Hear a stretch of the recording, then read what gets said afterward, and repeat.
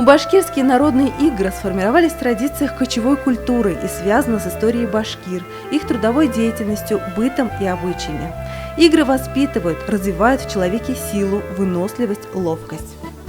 Игра «Ак-терек, кук-терек». В этой игре делятся на две команды. Первая называет имя одного из игроков противоположной команды. Выбранный игрок бежит навстречу шеренге соперников, которые стоят, сомкнув крепко руки, и старается разорвать цепь соперника. Если ему это удается, то он забирает игрока из команды соперников в свою. Если нет, то сам остается в другой команде. Выигрывает та команда, в которой оказывается больше всего игроков.